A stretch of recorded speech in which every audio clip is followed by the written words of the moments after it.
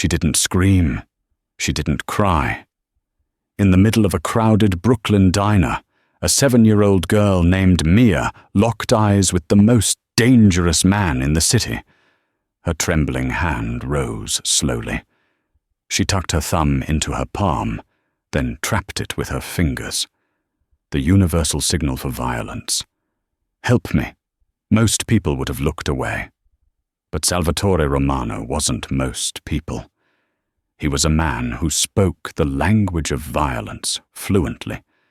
And in that split second, he didn't call the police. He didn't wait for permission. He stood up, adjusted his cuff, and decided that whoever was hurting that little girl was not leaving this restaurant alive. The rain in Brooklyn didn't wash the grime away. It just made it slicker. It was 8:00 p.m. on a Tuesday, and Salvatore Sal Romano sat in the corner booth of Gino's, a mid-tier Italian spot on 86th Street that served excellent veal parmigiana and offered even better privacy. Sal was 34, dressed in a bespoke charcoal suit that cost more than the restaurant's monthly lease. He wasn't physically imposing in the way a bouncer is bulky and loud. Sal was built like a whip, lean and dangerous. As the acting head of the Romano crime family, he had spent the last decade turning a chaotic gang war into a streamlined business empire. He dealt in logistics, construction unions, and shipping. He didn't do messy. Tonight was supposed to be a simple sit-down with a union rep from the dock workers, but the rep was late. Sal checked his vintage Rolex Daytona, 8:05 p.m. He signaled the waitress for more sparkling water. As he lowered his hand, his gaze swept the room, a habit ingrained from years of looking over his shoulder. That's when he saw her. She was sitting 3 booths away, facing him. A little girl, maybe 7 years old, with tangled blonde hair and a puffy pink coat that looked too big for her. She was staring at her plate of untouched fries. Across from her sat a man who didn't fit the picture. He was twitchy, wearing a stained Knicks hoodie and tapping his foot incessantly. He looked like a junkie coming down, or a man running out of time. Sal watched. He knew the look of a father. This wasn't it. There was no warmth, no annoyance, just a transactional coldness. The man grabbed the girl's wrist hard when she reached for a napkin. "Sit still," the man hissed, loud enough for Sal to hear over the clatter of silverware. The girl, Mia, looked up. Her eyes found Sal's. They were terrified, blue and watery, but intelligent. She saw him watching. Sal didn't blink. He held her gaze, offering a silent anchor in the chaos. Slowly, terrifyingly slowly. Mia moved her free hand onto the table. She looked at the man to ensure he was distracted by his vibrating phone. Then, she looked back at Sal. She held up her palm. She tucked her thumb. She closed her fingers over it. Sal's blood turned to ice. He knew the signal. It had been all over social media, the signal for help, developed by the Women's Funding Network. Domestic violence, trafficking. I am in danger. The man in the hoodie stood up, grabbing Mia by the scruff of her coat. "Let's go. He's here." He wasn't the union rep. Sal didn't think. The strategic part of his brain, the part that kept the peace with the Russian Bratva and the FBI shut down. The primal part took over. He stood up. "Hey," Sal said. His voice wasn't loud, but it carried a weight that cut through the diner's ambient noise. The man in the hoodie froze. He turned, eyeing Sal's suit. "Mind your business. Pal, I think the little lady hasn't finished her fries," Sal said, stepping out of the booth. He unbuttoned his suit jacket. "Why don't you sit back down?" "I said back off," The man snarled, his hand drifting toward his waistband. Big mistake. Sal covered the distance in 2 strides. Before the man could lift his shirt to reveal the weapon Sal knew was there, Sal grabbed a heavy glass sugar dispenser from the nearest table and smashed it across the man's temple. Crack! The diner erupted in screams. The man crumpled to the floor, unconscious before he hit the linoleum. A snub nose point, .38 revolver skittered out of his waistband. Sal didn't look at the body. He looked at Mia. She hadn't flinched. She was trembling, but she stood her ground. Sal crouched down, ignoring the patrons scrambling for the exits and the waitress dialing 911. He was now eye level with her. "You did good," Sal said softly. "You're safe now." Mia pointed a shaking finger toward the window. Outside, a black SUV had just pulled up to the curb. 2 large men were getting out. "Mummy," Mia whispered. It was the first time she had spoken. "They have Mummy." Sal looked out the window. He recognized the men. They weren't street thugs. They were professionals. Private military contractors, or perhaps dirty cops. "Lorenzo," Sal barked. From the kitchen entrance, Sal's personal bodyguard. Lorenzo, a giant of a man who usually stayed invisible, emerged. Gun already drawn but held low. "Boss, secure the girl. Put her in the car. We have company." Sal picked up the unconscious man's revolver, checked the cylinder, and walked toward the front door. He wasn't a hero. He was a mobster. But tonight, he was the only thing standing between a little girl and the abyss. The rain was heavier now, drumming against the roof of Sal's armored Cadillac Escalade as they sped toward the Queensboro Bridge. Lorenzo was driving with surgical precision, weaving through traffic at 90 miles an hour, in the back seat. Mia sat wrapped in Sal's suit jacket. She was tiny, swallowed by the expensive wool. Sal sat opposite her, checking his phone. "Lorenzo, get me eyes on that SUV. I want a plate number," Sal ordered. "Already on it, boss. The boys are tracking it. It's heading toward the docks. Red Hook." Sal looked at Mia. "What's your name?" "Piccola." "Mia," she whispered. "Mia, I'm Sal. You know what I do." She shook her head. "I fix problems, and right now, you have a problem." He leaned forward, his voice gentle. "Who has your mother?" Mia pulled a crumpled piece of paper from her pocket. It was a receipt from a motel in Jersey. But on the back, a name was scrawled in hasty, jagged handwriting, Ray Miller. Sal's jaw tightened. He knew the name. Everyone in the underworld knew Ray Miller. He wasn't just a dirty cop. He was a badge-wearing psychopath who ran the Vice Squad like his own personal cartel. If Miller had Mia's mother, this wasn't a kidnapping for ransom. It was a clean-up operation. "Lorenzo," Sal said, his voice dropping an octave. "Change of plans. We aren't going to the penthouse. Take us to the safe house on 4th. "Boss, that haven hasn't been prepped," Lorenzo warned. "And if Miller is involved, just drive." Sal looked back at Mia. "Is Miller your dad?" Mia shook her head violently. "No. He hurts Mummy. He says she stole something." "What did she steal?" Mia reached into a pink boot and pulled out a USB drive. It was small, silver, and looked innocuous. But people didn't send hit squads for USB drives unless they contained life-ruining information. Sal took the drive. "Okay, we're going to get your mum back. But I need you to be brave for me. Can you do that?" Mia nodded. The car screeched to a halt in front of a nondescript brownstone in a quiet part of Brooklyn. This was one of the Romano family's ghost houses properties bought through shell companies that didn't exist on paper. They hustled inside. The interior was dusty but secure. Steel-reinforced doors, shatterproof glass.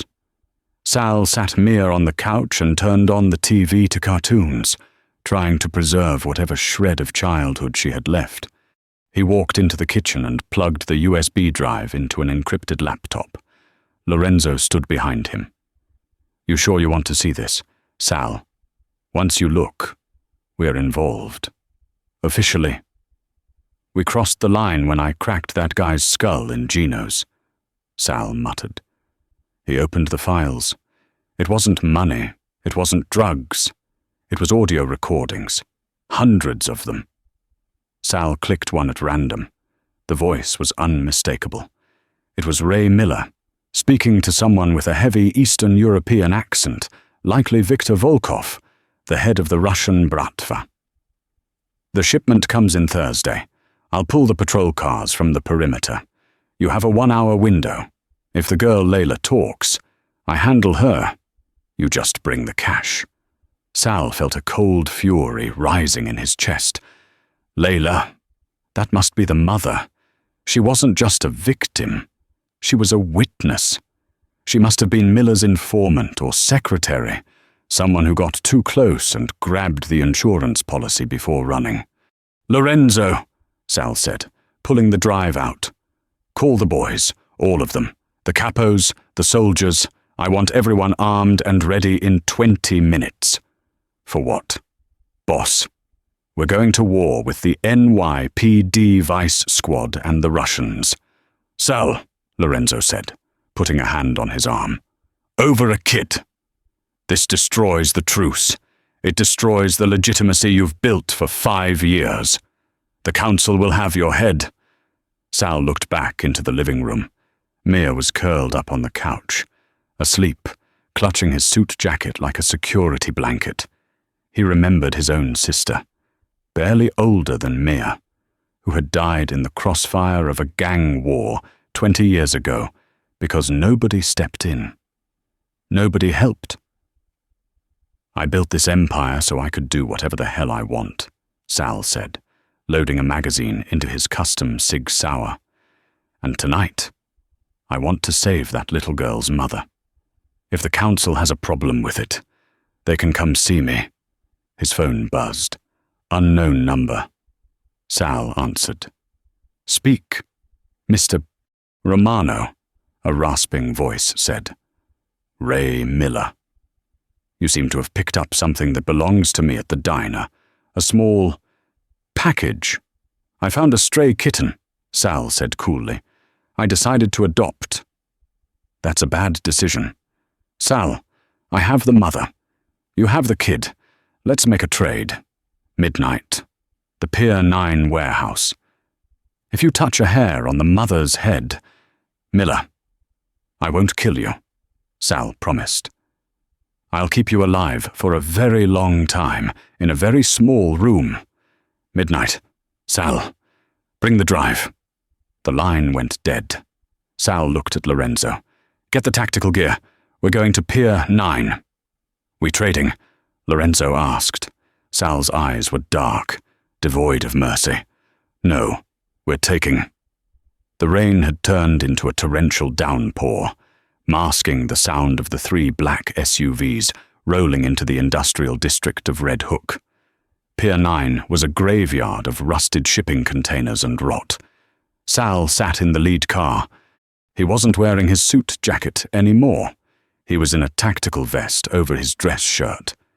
He turned to the back seat where he had left Mia with his sister-in-law, Angela, at the safe house. He was glad she wasn't here to see this. "Status," Sal said into his earpiece. "Snipers in position on the north crane." A voice crackled. "I count 8 heat signatures inside the warehouse, plus Miller. And 1 civilian tied to a chair. Is she alive? She's moving, but she looks rough. Boss." Sal felt that cold anger again. Rules of engagement are simple. Miller lives for questioning. The Russians put them in the ground. Sal stepped out of the car, flanked by Lorenzo and 4 of his best soldiers. They moved like ghosts through the maze of shipping containers. He reached the main sliding door of the warehouse. He didn't knock. "Breach," he whispered. Lorenzo planted a shaped charge on the lock. Boom! The door blew inward. Smoke filled the entrance. "FBI, don't move." Sal shouted a lie to confuse them for a split second. It worked. The Russian mercenaries hesitated, unsure if this was a federal raid. That hesitation cost them their lives. Sal's men opened fire, controlled, precise bursts.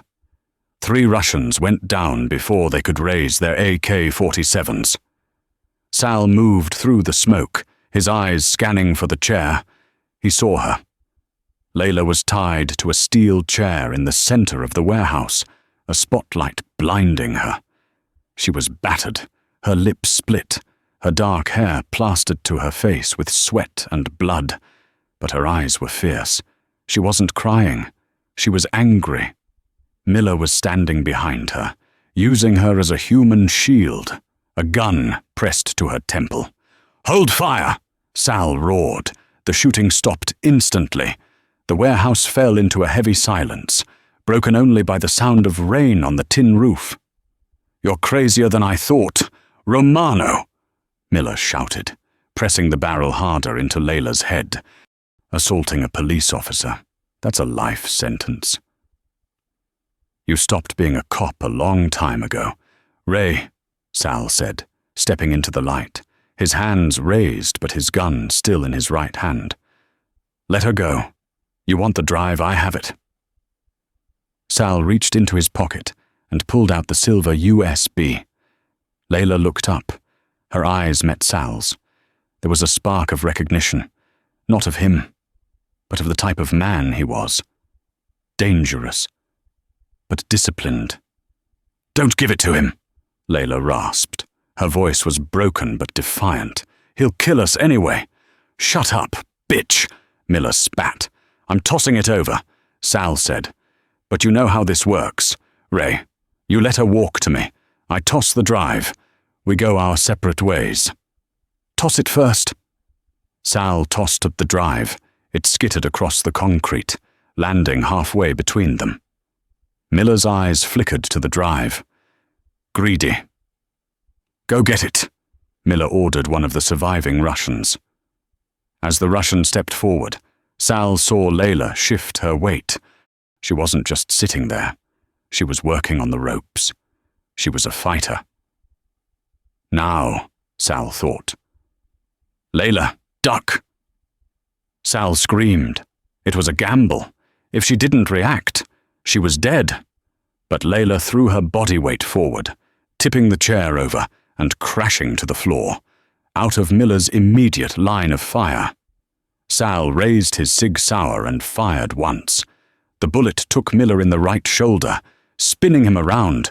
He dropped his gun, screaming. "Clear the room," Sal ordered. His men finished off the remaining Russians.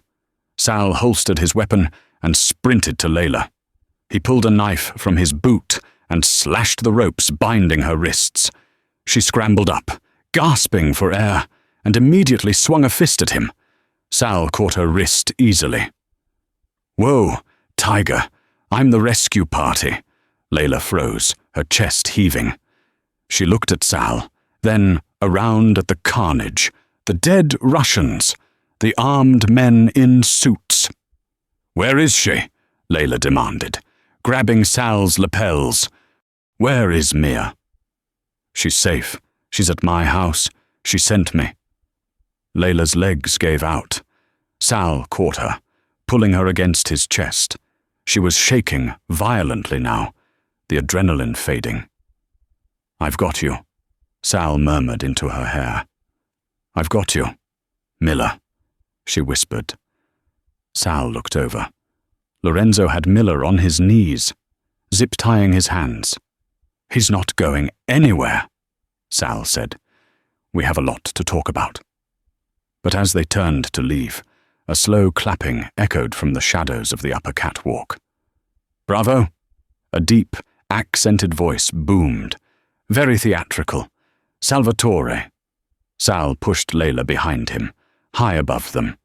Viktor Volkov stepped out of the shadows. And he wasn't alone. He had a rocket-propelled grenade launcher resting on his shoulder. But you forgot one thing, Volkov smiled. I do not leave loose ends. The sound of a rocket-propelled grenade firing is distinct. A sharp whoosh followed immediately by a terrifying crack. Sal didn't look up. He didn't waste time processing the impossibility of a Russian mobster firing a military-grade weapon inside a Brooklyn warehouse. He simply reacted. Move! Sal roared, tackling Layla to the hard concrete just as the projectile whistled overhead. It slammed into a stack of shipping containers 20 feet behind them. The explosion was deafening. The concussive blast wave lifted the dust off the floor and shattered every remaining window in the facility. Shrapnel twisted metal and burning debris rained down like hail. Sal shielded Layla's body with his own, feeling a jagged piece of hot metal slice through the back of his tactical vest. He gritted his teeth, suppressing a grunt of pain. Beneath him, Layla was rigid, her hands clutching his shirt, her breath coming in ragged gasps. Lorenzo, status! Sal yelled over the ringing in his ears. We're clear, boss! But the exit is blocked, Lorenzo shouted back. He was crouching behind a forklift, firing his assault rifle upward toward the catwalk where Volkov stood. Volkov laughed, a booming, maniacal sound echoing through the smoke. You come into my house, Salvatore. You take my property, burn. Above them, the sprinkler system finally kicked in, but instead of water, the initial spray was a mix of rust and stagnant sludge, turning the floor slick. We can't stay here, Sal hissed to Layla. He grabbed her arm, hauling her to her feet. Can you run? Layla wiped blood from her forehead. Her eyes were wide, terror threatening to paralyze her. But she looked at the burning containers, then at Sal's grim face. She nodded. Yes, stay on my hip. Do not stop. Sal raised his weapon, firing 3 suppression shots at the catwalk to force Volkov's men to duck. Lorenzo, blow the south wall. Use the C4. That's a load-bearing wall. Sal, the roof might come down. The roof is already coming down. Do it. Sal grabbed Miller by the back of his collar. The dirty cop was groaning, bleeding from his shoulder. You're coming too, you miserable son of a bitch. You don't get to die yet. Lorenzo ran to the corrugated metal wall on the south side of the warehouse. He slapped a brick of C4 against the metal, set the timer for 5 seconds, and sprinted back. Fire in the hole. Boom! The wall disintegrated, creating a jagged hole leading out into the rainy night. Sal pushed Layla through first, then dragged Miller through, followed by his remaining men. They spilled out onto the wet asphalt of the loading dock, just as a second explosion rocked the interior of the warehouse. Volkov had fired another rocket, collapsing the catwalk they had been standing under seconds ago. The cool night air felt like a blessing. The rain washed the dust from their faces. The cars! Sal barked. They sprinted toward the SUVs. Sal shoved Miller into the trunk of the lead vehicle and slammed it shut. He pushed Layla into the back seat and jumped in beside her. Drive, go. Go. Go. Lorenzo floored the accelerator. The armored Escalade fish-tailed on the wet pavement before the tires bit into the road, launching them forward. Behind them, the warehouse was now a towering inferno, illuminating the Red Hook skyline in angry orange hues. Inside the car, the silence was heavy, broken only by the frantic windshield wipers and Layla's jagged breathing. Sal leaned back against the leather seat, exhaling a long, shaky breath. He reached for the first aid kit stowed under the seat. You're bleeding, Layla said. Her voice was quiet, trembling, but there was a steeliness to it now. She wasn't looking at him. She was looking at the blood soaking the back of his shirt. "I've had worse," Sal grunted. He began to unbutton his shirt, wincing as the movement pulled at the shrapnel wound near his shoulder blade. "Let me," Layla said. She didn't ask. She commanded. She took the gauze from his hands. "Lean forward." Sal hesitated, then obeyed. He felt her cold fingers against his hot skin. She worked quickly, applying pressure, cleaning the wound with antiseptic. She had steady hands, too steady for a civilian. "You know what you're doing," Sal noted, watching her reflection in the dark window. "My father was a combat medic," Layla murmured, taping the bandage down. "And I've had to patch myself up a few times over the last year." The implication hung in the air. Miller. The abuse. Sal turned to face her. In the passing street lights, she was breathtakingly beautiful despite the bruises. High cheekbones, dark eyes that held a universe of pain, and a mouth set in a grim line. "We're going to my estate in Sands Point," Sal said. "It's a fortress. Mia is there. Lorenzo took her there while we were hitting the warehouse." At the mention of her daughter's name, Layla's composure cracked. A sob escaped her throat. "Is she... Did he hurt her?" "No," Sal said firmly. "Miller grabbed her, but she signaled me. In the diner. She's smart. Layla.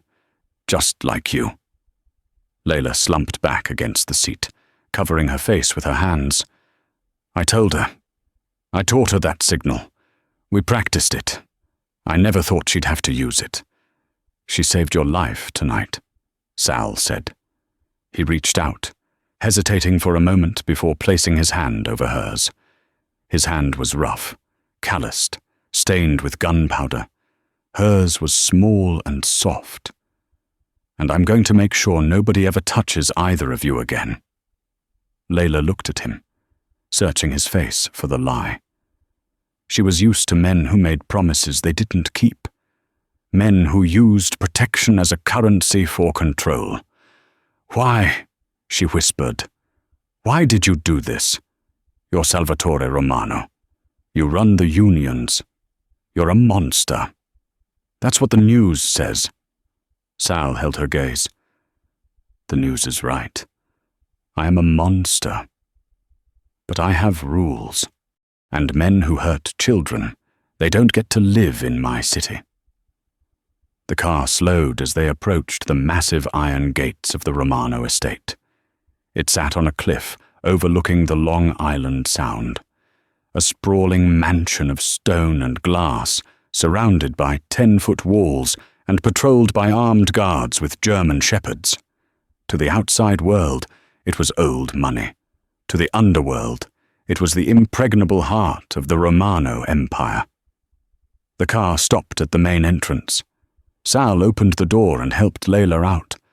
The front door of the mansion swung open. "Mommy." The scream pierced the night. Mia came sprinting out of the house, her pink socks sliding on the marble entryway. She didn't care about the rain. She flew down the steps. Layla dropped to her knees on the wet pavement, opening her arms. Mia collided with her mother, burying her face in Layla's neck. Layla wrapped her arms around the girl, squeezing so tight her knuckles turned white. She buried her face in Mia's hair, sobbing openly now, a guttural, raw sound of relief that tore at Sal's heart. "I've got you, baby. I've got you. I'm here," Layla cried, rocking back and forth. Sal stood back, watching them. The rain soaked his dress shirt, stinging his wound, but he didn't move. He felt a strange ache in his chest, a hollowness. He had money, power, fear, and respect. But he didn't have this. He had never allowed himself to have this. Lorenzo walked up beside him, holding a lit cigarette. He offered it to Sal. "You did good, boss," Lorenzo said quietly. Sal took the cigarette, took a drag, and exhaled smoke into the rain. "This is just the beginning. Lorenzo, Volkov tried to kill us. Miller is in the trunk. The commission is going to be screaming for blood by morning. So, what's the play?" Sal looked at Layla, who was now picking Mia up, peppering her face with kisses. "We fortify," Sal said, his eyes darkening. "And then we burn the Russian mob to the ground." The interrogation room was soundproof. It had to be. It was located 3 floors beneath the wine cellar of the Romano estate. The air smelled of bleach and copper. Ray Miller sat zip-tied to a steel chair. He looked bad. His shoulder was bandaged. Sal wasn't a savage. He needed the man lucid. But his face was swollen, and he had been sweating through his clothes for 3 hours. Sal stood in the corner, leaning against the wall, methodically rolling the silver USB drive between his fingers. He had changed into a fresh black sweater and slacks. He looked calm, which was far more terrifying than if he had been angry. "You have a nice place here." "Sal," Miller wheezed, spitting a glob of blood onto the concrete floor. "Very cozy." "Cut the crap." "Ray," Sal said softly. "I've listened to the recordings. I know about the trafficking ring. I know about the payoffs from Volkov to look the other way while he moves product through the docks. That's enough to put you away for life. Hell, it's enough to get you the chair if the feds are feeling ambitious. Then call them," Miller sneered. "Hand me over to the FBI. See what happens." Sal walked forward, stepping into the harsh light of the overhead bulb. "I think you misunderstand. I'm not threatening you with prison. Prison is safe. In prison, you get 3 meals and a bed." Sal placed the USB drive on the table. "I'm threatening to release this to the streets," Sal said. "To the families of the girls you helped traffic. To the other cops you betrayed. How long do you think you'd last in general population if they knew you were selling out your own shield?" Miller's arrogance faltered. He licked his dry lips. "You can't do that. I can do whatever I want. I own the board." Sal leaned in close. "But I'm a businessman. I like trades. Give me a name, and maybe I hand you to the feds in one piece." "What name?" Volkov didn't have the manpower to hit that warehouse alone, and he certainly didn't know I was coming. Someone tipped him off. Someone inside my organization told him I was hitting Pier 9. Miller stayed silent. Sal nodded to Lorenzo, who was standing by a tray of surgical instruments. Lorenzo picked up a pair of pliers. "Wait," Miller shouted, straining against the ties. "Wait, it wasn't just Volkov. It's bigger than the Russians." "Talk," Sal commanded. "There's a consortium," Miller gasped. "New players. They want the ports. Volkov is just the muscle. They bought someone in your crew, someone high up." "Who?" Sal demanded, his voice dropping to a dangerous whisper. "I don't have a name, I swear," Miller cried as Lorenzo stepped closer. "But on the drive, there's a file encrypted with a second key. Layla, she knows the key. It's the ledger, the payroll." Sal stared at Miller for a long moment. Then he turned to Lorenzo. "Keep him comfortable. If he sleeps, wake him up." Sal left the basement and ascended the stairs, his mind racing. A traitor, high up. That narrowed the list to 5 men. 5 men he had trusted with his life for a decade. He walked into the kitchen. It was 6 o'clock in the morning. The sun was rising over the ocean, casting a pale gold light through the floor-to-ceiling windows. Layla was sitting at the island, clutching a mug of coffee. She was wearing one of Sal's oversized t-shirts and sweatpants. Her hair was damp from a shower. She looked exhausted, but the bruising on her face seemed less angry in the daylight. Mia was asleep on the living room couch nearby, guarded by 2 of Sal's men. "You're up," Sal said, pouring himself a coffee. "Hard to sleep when you know there's a tortured man in the basement," Layla said, staring into her mug. Sal paused. "He's not being tortured. He's being interviewed. I used to be a forensic accountant, Sal," Layla said, looking up at him. "I worked for the city.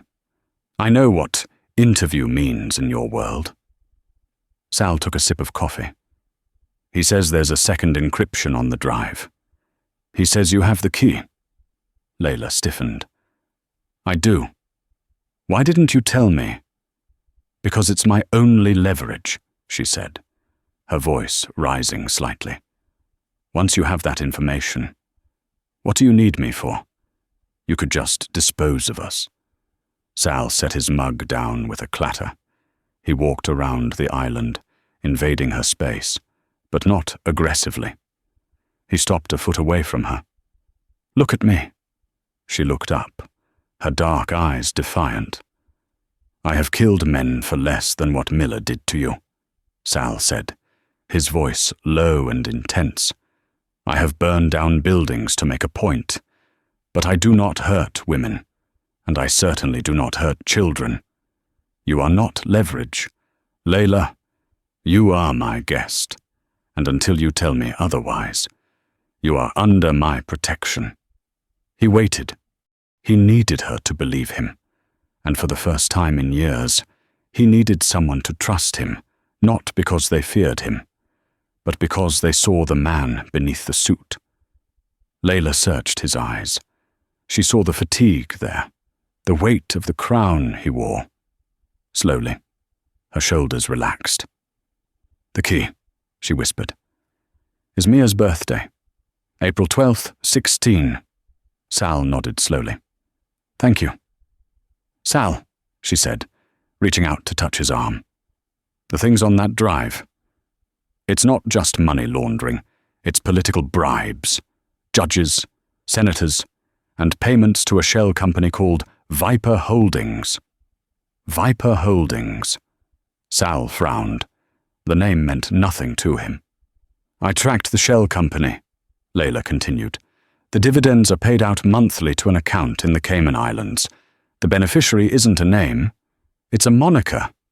"What moniker?" "The Architect." Sal froze.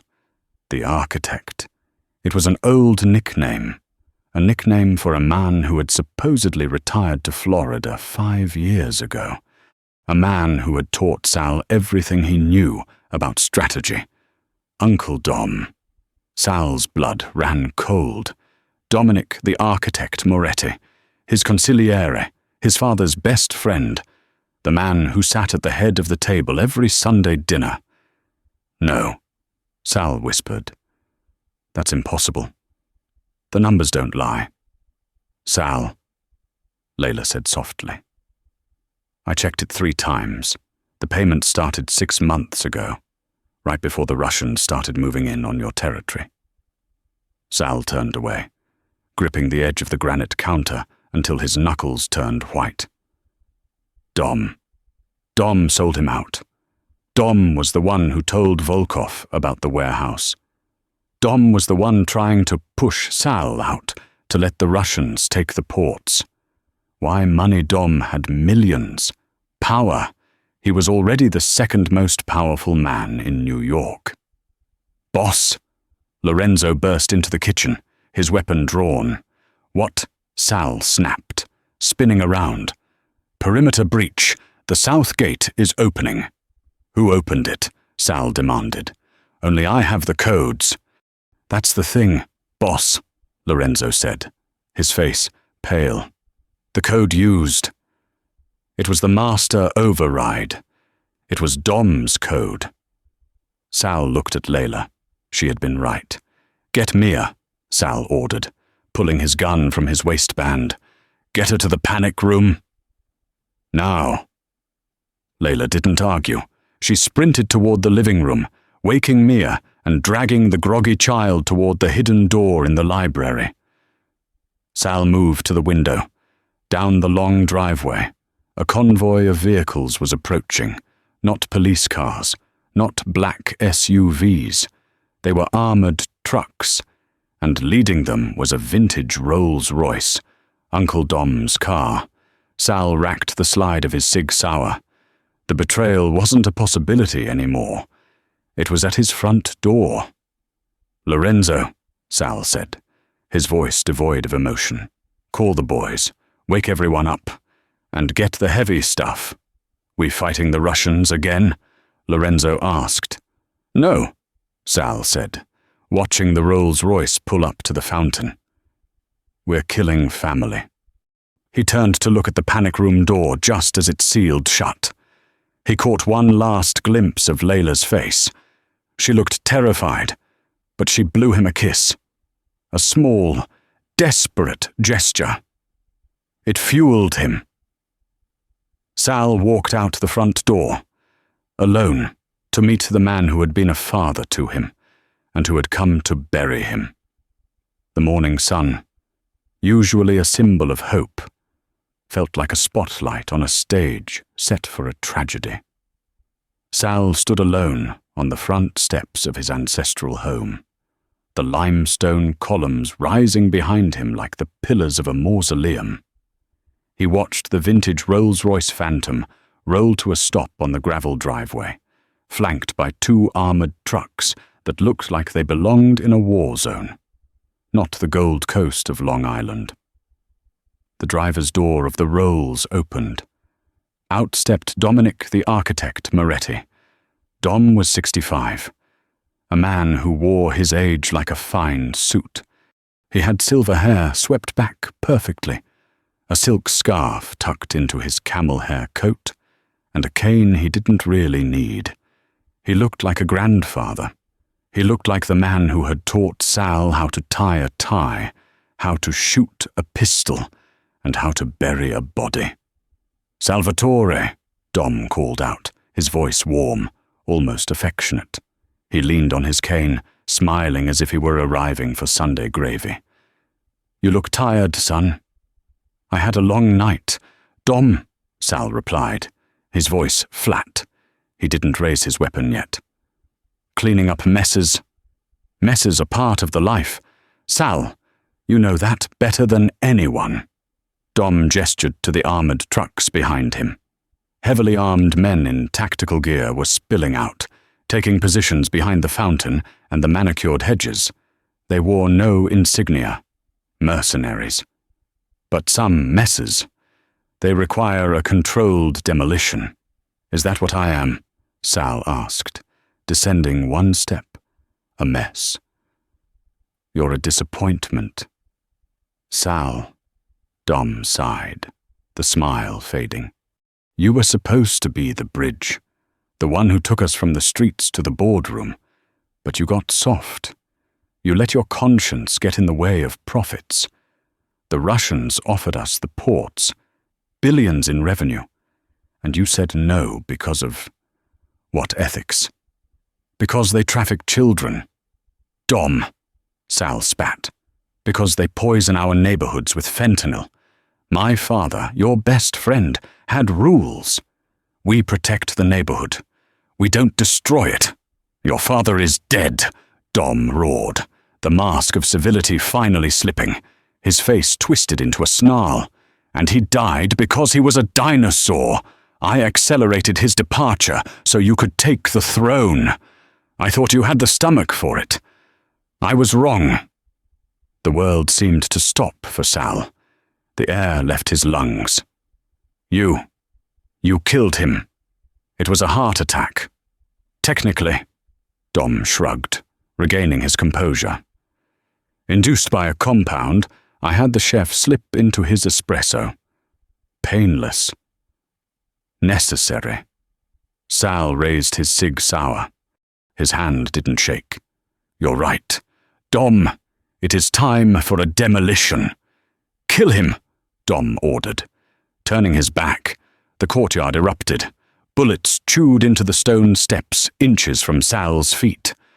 Sal threw himself behind a marble pillar just as the first wave of automatic fire shattered the front windows of the estate. "Lorenzo!" Sal screamed into his radio. "Engage, engage!" From the roof and the upper balconies, Sal's loyal soldiers opened fire. Lorenzo, perched on the second-floor terrace with a sniper rifle, took the driver of the lead armored truck out through the windshield.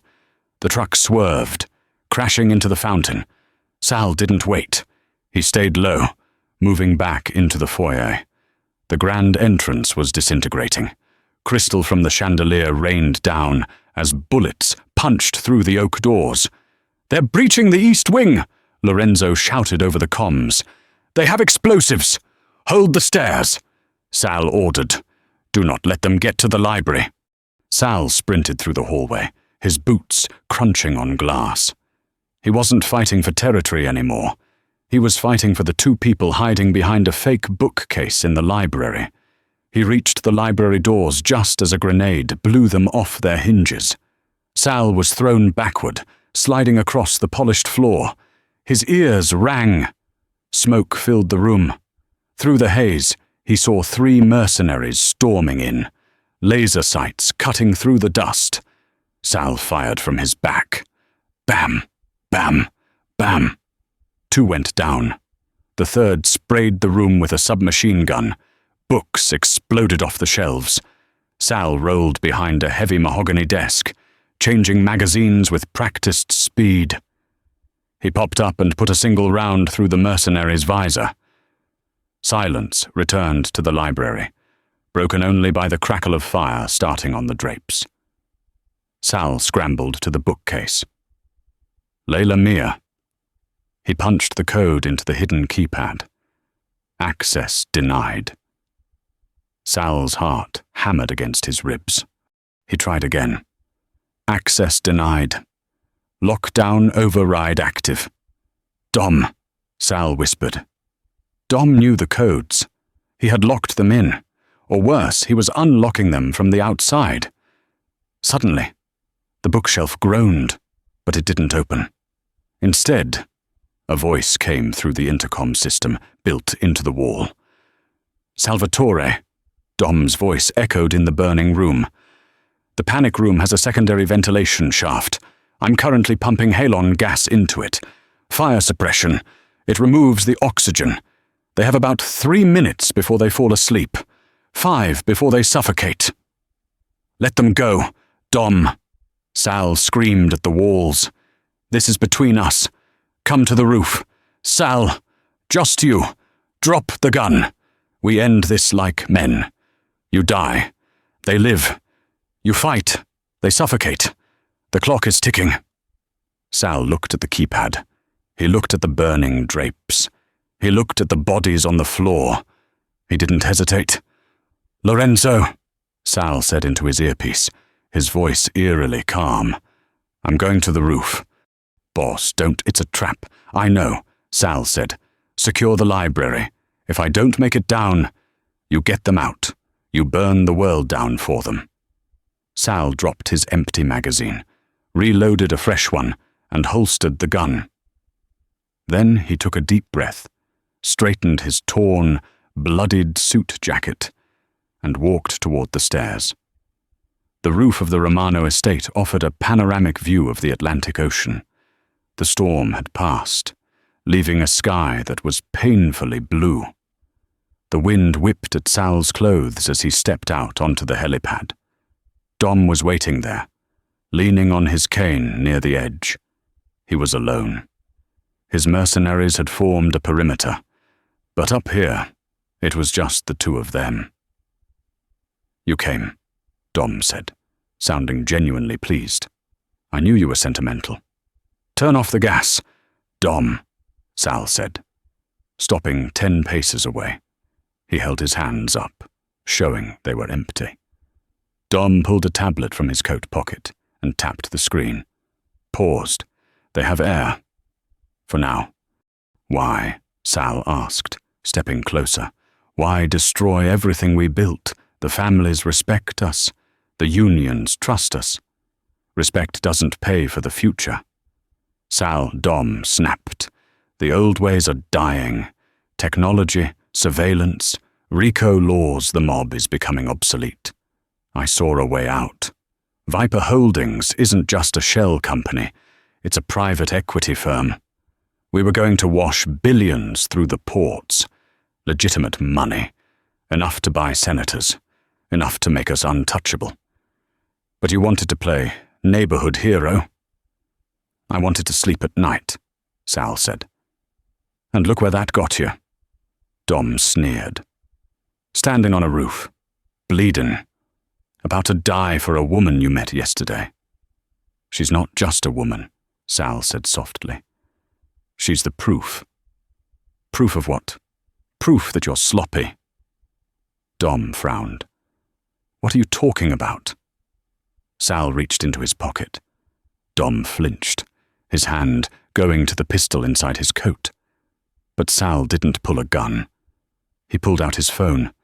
You think I came up here without insurance? Sal asked. I recorded you. Dom, in the foyer. When you confessed to killing my father. Dom's face went pale. You're lying. It's already sent. Sal lied. It's with the commission, the heads of the 5 families. They have the audio. They know you killed a boss. You know the rules. Dom, you kill a made man without sanction. You're a dead man walking. Dom stared at him. The confidence drained from his eyes, replaced by the cornered panic of a rat. If the commission knew, Dom's money didn't matter. His mercenaries didn't matter. Every hitman from Jersey to Palermo would be hunting him. You bluffing little... Dom snarled, raising his cane to strike Sal. But Sal didn't flinch. He caught the cane in mid-air with his left hand. I might be bluffing about the recording, Sal said, his voice dropping to a gravelly whisper. But I'm not bluffing about this. With his right hand, Sal drew the knife he had concealed in his sleeve, a jagged, military-grade blade he had taken from one of the dead mercenaries downstairs. He drove it into Dom's shoulder, pinning him against the waist-high railing of the roof. Dom screamed, dropping the tablet. It skittered across the tiles. That was for my father, Sal gritted out. He pulled the knife out and struck again, lower this time. That was for Mia. Dom crumbled, his knees hitting the rooftop tiles. He gasped, blood bubbling at his lips. He looked up at Sal, his eyes wide with shock. He had underestimated the boy he raised. He had forgotten that Sal wasn't just a businessman. He was a Romano. Please! Dom wheezed. Sal, I'm family. Sal looked down at him. The wind howled around them. No, Sal said. Family protects the weak. You prey on them. Sal picked up the tablet. He tapped the command ventilation purge/door unlock. He looked back at Dom. Goodbye, Uncle. Sal turned and walked away. Behind him, Dom tried to stand, tried to raise his gun, but his strength failed him. He slumped against the railing, slipped on the wet tiles, and tipped backward. There was no scream, just the sound of the wind, and then silence. 3 months later, the café in Paris was small, tucked away in the 4th arrondissement. It smelled of roasted coffee and rain. Layla sat at a corner table, reading a book. She looked different. Her hair was cut shorter, stylish. The bruises were long gone, replaced by a healthy glow. Beside her, Mia was coloring in a sketchbook, humming a tune. The bell above the door chimed. Layla looked up. Sal walked in. He wasn't wearing a suit. He wore dark jeans, a leather jacket, and a scarf. He looked younger, the weight of the crown gone from his shoulders. He walked over to the table. Mia looked up, and her face lit up. Sal. She jumped out of her chair and hugged his legs. Sal laughed, a genuine, warm sound that felt foreign but welcome in his throat. He picked her up and spun her around. "Hey, Piccola, you been practicing your French?" "Oui." She giggled. Sal set her down and looked at Layla. The tension that had defined their first meeting was gone, replaced by something deeper, something forged in fire. "Is it done?" Layla asked quietly. Sal nodded. He pulled a chair out and sat down. "The estate is sold. The assets are liquidated. The clean money is in the trust accounts. And the business? Lorenzo is running things now," Sal said. "He knows the new rules. No trafficking, no drugs, just construction and unions. He'll keep the peace." "And you?" Layla reached across the table, taking his hand. Sal looked at her fingers intertwined with his. He thought about the rain in Brooklyn. He thought about the signal. He thought about the choice he made in that diner. "I'm retired," Sal smiled. "I heard there's a job opening for a bodyguard. Only 2 clients. Pay is terrible, but the benefits are great." Layla smiled, tears pricking her eyes. She squeezed his hand. "You're hired." Mia held up her drawing. It was a picture of 3 stick figures holding hands. A tall man, a woman, and a little girl, and above them, a big, bright sun. Sal looked at the drawing, then at the 2 women who had saved his soul just as much as he had saved their lives. "Can I get a croissant?" Sal asked. "Get 2," Mia said seriously. "I'm hungry." Sal laughed, signaling the waiter, for the first time in his life. He didn't check the exits. He didn't look over his shoulder. He just looked at them, and he knew, finally, that he was safe. And that is the story of how a single, silent signal in a crowded diner brought down an empire and saved a family.